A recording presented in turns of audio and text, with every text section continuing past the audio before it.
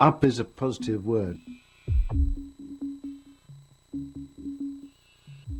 Well, the record I was going after was the amount of time it takes to make a record.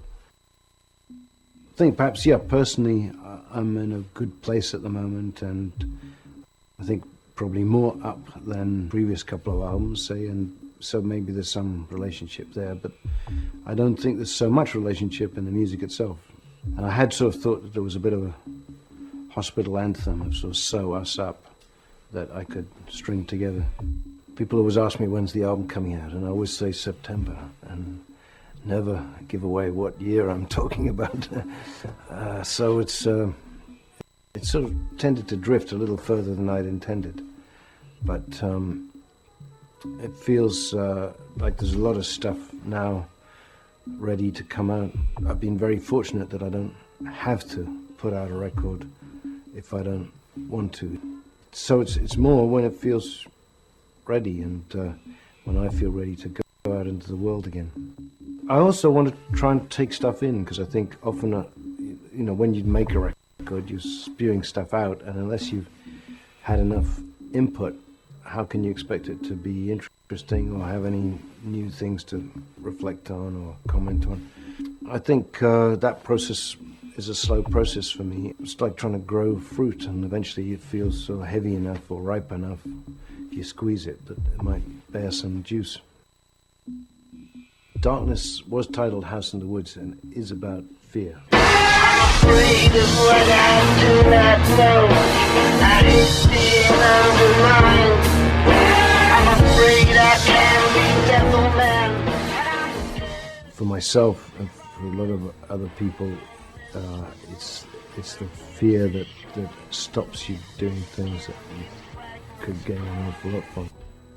I grew up on this farm near Horsell Common, which is where the Martians landed in H.G. Wells' War of the Worlds, but it was quite a sort of moody place to play in as a kid. And there was this woman who was squatting in the woods in a caravan. I think to our sort of 5-6-year-old imagination, she was a witch and very scary. So we always ran very fast when we crossed the path by her caravan. Through the undergrowth to the house in the woods.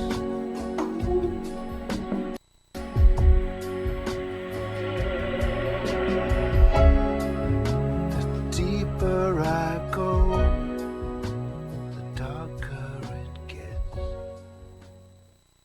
This is Growing Up.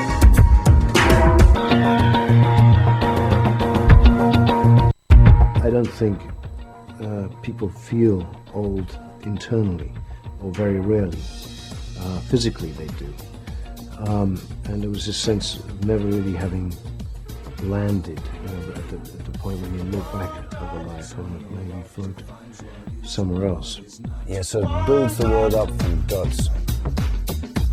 So the first dot is like on and off, what is and what is not. And 2 dots are the first things that a baby recognizes as a face. And 3 dots would be the means of triangulation and defining any point in 3-dimensional space. And with 4 dots, you can include time and have a definition there, and also have a base, a foundation on which to build. So it's a bit like trying to find your place in the world and growing up in the meantime. My goal's not to travel so far in the unknown. My goal's not to travel so deep into your space.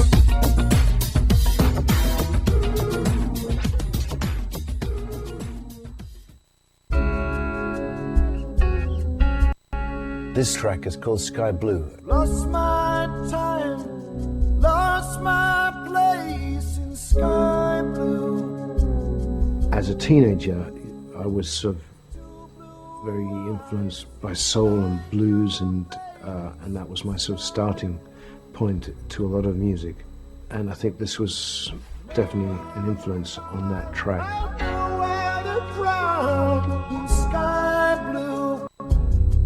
Peter Green is someone who I think was, one of the key British musicians when I was growing up, and enormously talented. I was very keen to see if we could persuade him to come and play something on it. And in fact, he did a session down here and then a session in the studio where he normally works.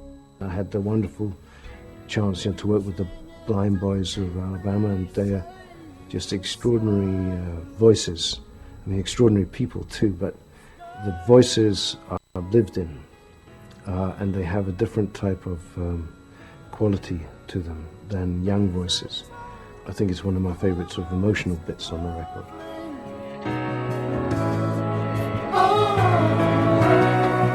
So many miles away from home.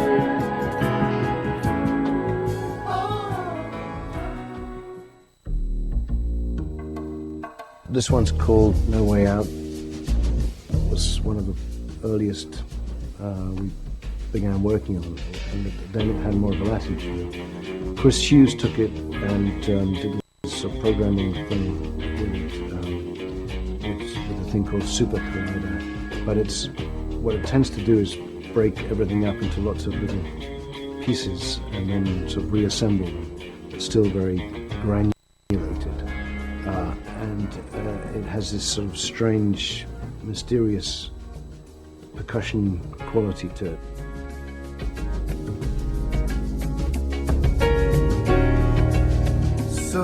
Being a failed drummer, I'm a big rhythm and drum fanatic, as probably a lot of you know, and I think there are about 4 people working on this track.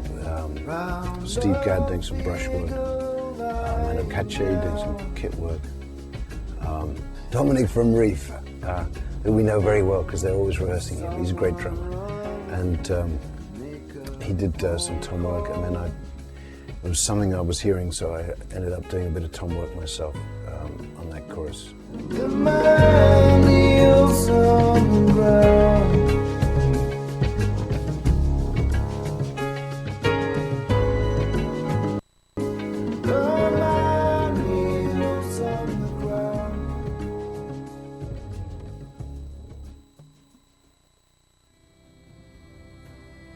One of the things over the years that's sort of amazed me in some ways is how people use songs once you sort of say goodbye to them.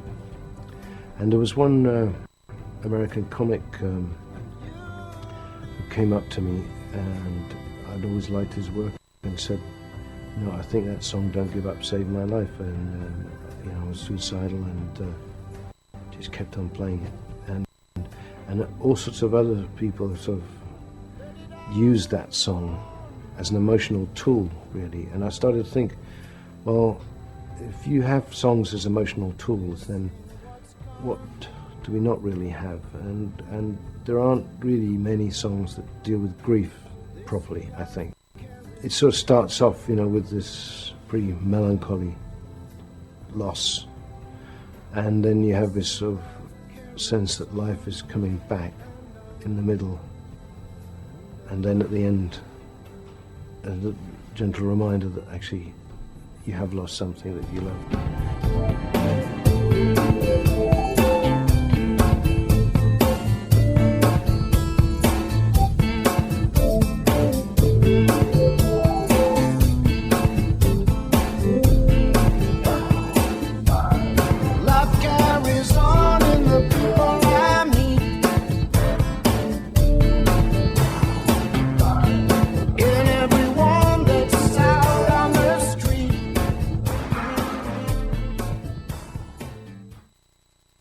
This is the Barry Williams Show.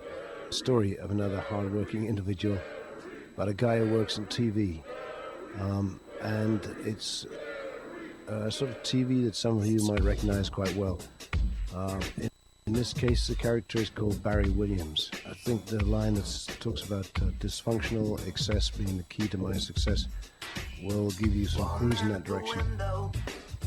One girl at the bar saw the look of recognition when they know just who you are. Seen you on the the TV. I seen you on that show. You make the people crazy, and then you let them go. Before the show we calm them, we sympathize, we care, and the hostile folk we keep apart till the red light says on air. Did you see our leather lovers all tied up to the chair? Did you catch those child molesters? No one else goes there. What a show! Oh, what a show!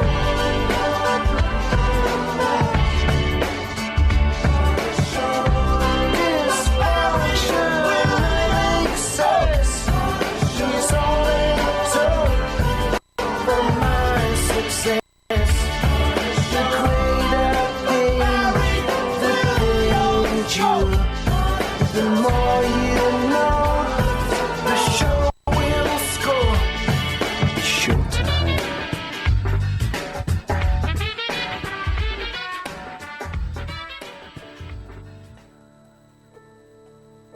My Head Sounds Like That is the title, and when I received a heavy blow on my forehead, it sounded a little like this. There was a moment in Africa, in fact, when the one of the echo machines jammed, so it started malfunctioning, and I liked the sound of it, and so the loop which begins that track is actually from this Delta Lab Echo unit that was crapping out at the time. I was just thinking about, I think it's a depressed state, but where you suddenly have heightened consciousness of sound, and it's a bit like when you're about to throw up, suddenly smell goes into 3D, if you know what I mean. It becomes a sort of heightened experience. So I was just trying to picture it, that this world in which the sounds, I mean, which I think is something that I know from my own experience, but your consciousness is sort of drifting, but there's some awareness that is retained. The brass arrangement has a relationship, for those who know the OVO record, to the Father Son track, because it's the Black Dyke Mills band again that we used on that.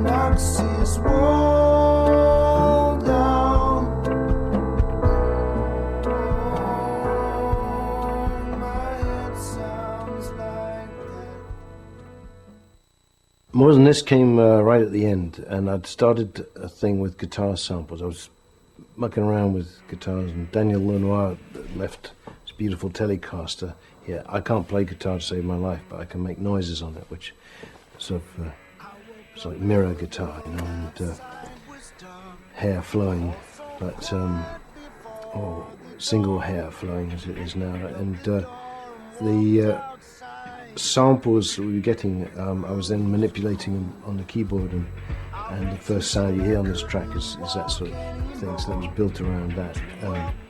But I'd always liked it, and in fact, I was actually driving through the Italian Alps, so again, it was one of these scenic detours that I found this cassette which had got this stuff in, and then I've been playing around with a different sort of groove. And that started all to make sense to me at that point. There is something else there.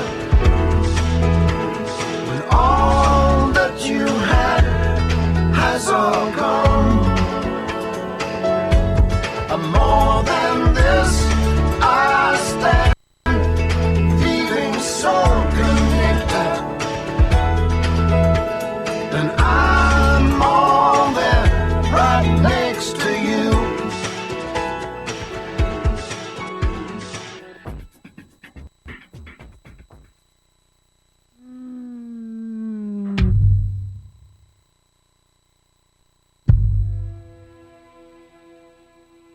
Nusrat Fateh Ali Khan is, one of the most extraordinary singers, I think, of our time, and it was very sad for us to lose him. And I was very lucky that he'd worked on this track before he died, and it was, I don't know, it's just such a powerful thing that I was really keen to finish it and make it a sort of centerpiece for the record.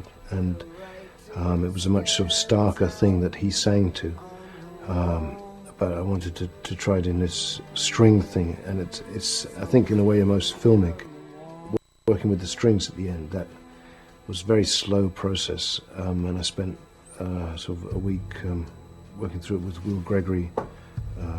He's been doing the Goldfrapp material with Alison, and but is another sort of local Bath person and very talented. And it's the sort of dirtiest I've got my hands in the actual sort of string arrangements, and that was very satisfying in terms of trying to generate also some melodic and harmonic things that were quite clashing in places, and then hear them all put together.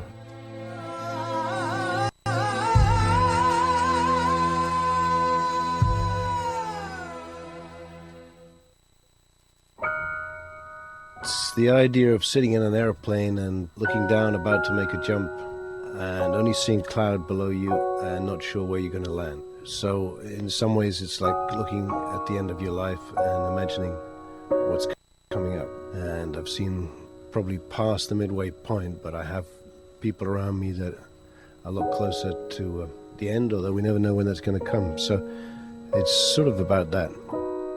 This is quite a rough vocal, and we did it as a guide, and there was a lot of noise from the sort of fans and everything else in the room. And I've tried one time to re-sing it, and there are some bad notes in this performance, but I think it's got a good mood.